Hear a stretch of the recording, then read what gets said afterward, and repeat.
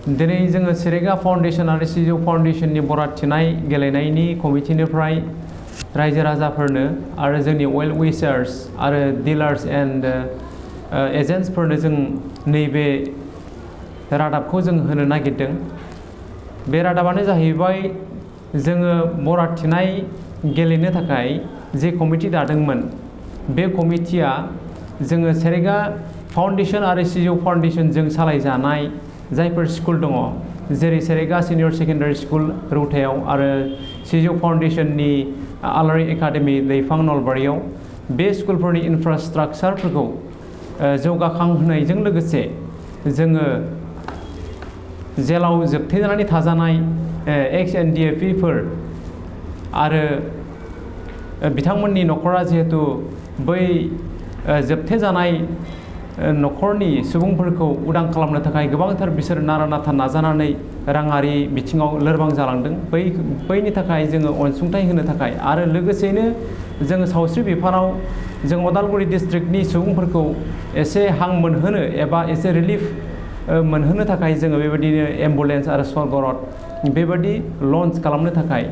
जोङो बेबायदि मोनसे बरादथिनाय गेलेनो थाखाय थांखि लादोंमोन आरो बे थांखि लानाय बायदियैनो जोङो आगष्टनि 28 अक्ट'आव जोङो उदालगुरि टाउननि बिखायाव थानाय बे बिष्णु राभा कृष्टि संघ कमिटिनि जि नब्लां दङ बे नब्लाङाव जोङो बेखौ इन'ग्रेट खालामनाय जादोंमोन गाजा गोमजा हाबाफारिनि गेजेरजों। आरो बेबादिनो जोङो थांनाय सेप्तेम्बर दान मोनसेखौ जोङो बे इन'ग्रेशननि उनाव जोङो गोसो होसारनानै खामानि मावदोंमोन आरो जोंनि गोबांथार बेबायदिनो वेल विशार्सफ्रा आरो बेबायदिनो गोबांथार बेबायदिनो डिलार्स एजेन्ट्स बेबादि जोंनिफ्राय बे जोंनि लाकि ड्र कुपनफोरखौ लांनानै बेबादिनो फानहैनाय जादोंमोन एबा बेबादि बिलाइहैनाय जादोंमोन। दा बेखिनि टाइमावनो मास मोनसे थांखांनायनि उनाव जेब्ला कर्टनिफ्राय मोनसे अर्डार ओंखारदोंमोन बे अर्डार बादियै गासैबो बेबादि बरादथिनाय गेलेनायखौ अल आसामनि सिङावनो बेबादि दोनथ'होनाय जादोंमोन आरो बे दोनथ'होनाय बादिनो जोंबो हाइ कर्टखौ सनमान होनानै जोंबो बेबादि जोंनि बरादथिनाय गेलेनायनि गासैबो हाबाफारिखौ जोङो दोनथ'नाय जादोंमोन। आरो साननैसो उनाव जेब्ला अक्ट'बरनि 25 अक्ट'आव जेब्ला हाइ कर्टनिफ्राय बेखौ डिसमिस खालामफिननानै गभर्नमेन्टनिफ्राय बेबायदि पारमिसन लानानै होनो हागोन होननानै जेब्ला फोसावनाय जायो अब्ला जोङो जोंनि बड'लेण्ड खुंथायनि सिम जोङो बेबायदि गनायथि मोननो थाखाय जोङो आर'ज बिलाइ जों होदोंमोन आरो बेबादिनो दिनै बिथांमोनहा जोंनिसिम बेखौनो खोथा होबाय जे जोंहा सेवा सेतुनि गेजेरजों जाय अनलाइन जोंहा पारमिसन अलरेडि लाखानाय दङ बे एक्जिस्टिं अर्डारनि सायावनो बेस खालामनानै बिथांमोना भार्बेलि बेबायदि वर्ड होबाय जे जोंनि बे बरादथिनाय हाबाफारिखौ फ्रि एन्ड फेयार आरो आब्रुथिनि गेजेरजों बेखौ जोङो जि डेटआव थि खालामनाय जादोंमोन जानुवारिनि 22 तारिखआव बेबादिनो होनो थाखाय बिथांमोना जोंनो भार्बेलि बेबादि गनायथि होबाय आरो बेनिखायनो जों दिनैनि बे मेसेजनि गेजेरजों बेखौनो मिथिहोनाय जायोदि दिनैनिफ्राय जोंनि गासैबो डिलार्स एजेन्ट्स आरो वेल विशार्सफ्रा जायफ्रा लादोंमोन बिथांमोनहा जोंनि बे लाकि ड्र कुपन्सफोरनि कन्ट्रिबिउसनफोरखौ नोंथांमोना होनो हासिगोन जायनिफ्राय लादोंमोन आरो जाय बिथांमोन एजेन्ट्सफ्रा बा डिलार्सफ्रा दिनै फाननायखौ दोनथ'दोंमोन बिथांमोनाबो फानफिननो हासिगोन आरो बेखौ जोंनिफ्राय जायफ्रा आरो लांफैनो गोसो दं बिथांमोनाबो लांफैनो हासिगोन। दिनैनिफ्राय जोङो बे लाकि ड्र कुपन्सफोरखौ जोङो गनायथि मोननाय बायदियै जों गासैबो जायगायाव जों बिलाइनो थाखाय थांखि लानाय जादों आरो जोंनि बे सेरेगा फाउन्डेशना जाहैबाय मोनसे वेल एस्टाब्लिश्ड मोनसे ट्रास्ट आरो बे ट्रास्टआ गोबांथार जोंहा बेबायदिनो नांगौ बादि जोंहा डकुमेन्ट्सफोर बेफोरबादि माखासे वेलफेयारनि खामानि मावनो आरो बेबायदि माखासे गुबुन गुबुन बिफानाव जों बेबायदि खामानि मावनो थाखाय जोंहा बेबायदि डकुमेन्ट्स दङ। दा बे समाव आं नैबे जिहेतु हाइ कर्टनि भार्डिक्ट ओंखारनायमोन नैबेखौ आङो नोंथांमोननो फोरमायो। बेयो जाहैबाय सिगाङाव हाइकर्टनिफ्राय ओंखारनाय जि अर्डार लेखामोन बियो जों बेखौ सनमान होनानै जोङो माखासे सम जोङो जोंनि खामानिफोरखौ जों दोनथ'नानै जेब्लासिम जोङो सरकारनिफ्राय खोथा मोनाखै अब्लासिम जोङो जेबो खामानिखौ मावथ'वाखैमोन। दा दिनै जोङो सरकारनिफ्राय खोथा मोननायलाय जोङो दिनै जोंनि खामानिखौ जोङो जागायफिननो थाखाय जों आखायाव लादों। आरो जोंहा बेफोरबायदि खामानिफोरखौ बेबायदि स्कुल माखासे गुबुन गुबुन इन्सटिटिउसन्सफोर बेबायदि जोंहा सालायबाय थानो थाखाय एबा बेबायदि गुबुन गुबुन फसंथानफोरखौ जोङो बिदि फसंनानै रायजो राजानि थाखाय मोजां खामानि मावलांनो थाखाय जोंहा नांगौ बायदि डकुमेन्टसफोर दङ। जोंहा सेरेगा फाउन्डेसननिफ्राय नैबे जोंहा जिथु ट्रास्ट डिड नैबे ट्रास्ट डिड बेबो जोंहा दङ जोंनि आखायाव। आरो बेजों लोगोसे जोंहा दङ बेवहाय 1961 इनकाम टेक्स एक्टनिफ्राय एक्टनि आन्दाराव जोंहा मोनसे रेजिस्ट्रेसन दङ। बे रेजिस्ट्रेसननि बे इनकाम टेक्स एक्टनि 1961नि बे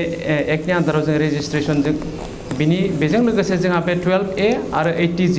नैबे 12A आरो नैबे 80G बेफोर गासैबो डकुमेन्टसफोरा जोंहा मौजुद दंजोबो, जायनि थाखाय जोङो बेफोरबायदि समाजनि एबा बेबायदि गुबुन गुबुन फसंथानफोरनि जोङो खामानिखौ जों मावगासिनो दङ। दा बिनिखायनो दिनै गासै रायजो राजानिसिम जोङो बेखौनो मिथिहोयो जे नोंथांमोना दिनै बेबायदि गोनो गोथो जानांगौनि जेबो गैया। नोंथांमोना दिनैनिफ्राय जोंनि बे सेरेगा फाउन्डेसन आरो सिजु फाउन्डेसनजों खुंजानो लानाय बे बराद थिनाय गेलेनाय बेखौ नोंथांमोनहा जोंनि थिखानाय अक्ट'आवनो बेखौ गेलेनायखौ नुनो मोनगोन आरो बेवहाय गाजा गोमजायै नोंथांमोना बाहागो लानो हागोन। जों बेखौ बे आब्रुथिनि गेजेरजों आरो बेबायदिनो माखासे क्लिन माखासे नियम नितिनि गेजेरजों जों बेखौ गेलेनानै जों नोंथांमोननि मोननांगौ जि प्राइज जों बेखौ नोंथांमोननिसिम मोनहैहोगोन। आरो जों जि मावनो लानाय थांखि स्वर्ग रथ एम्बुलेन्स बेफोरबायदि रायजोनि थाखाय जों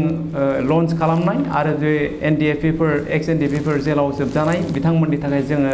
जे राङारि अनसुंथाइ होनाय बेफोर खामानिखौ जोङो मोगथाङाव महर होनो थाखाय नोंथांमोना जोंखौ बेबायदि हेफाजाब होगोन, जोंखौ कअपारेट खालामगोन होननानै मिजिंथिनानै दिनै नोंथांमोननिसिम बे मेसेजखौ आंनिफ्राय आं कमिटिनि आफादगिरि जानानै नोंथांमोननिसिम बेखौनो मिथिहोनाय जाबाय। गोजोन्थों।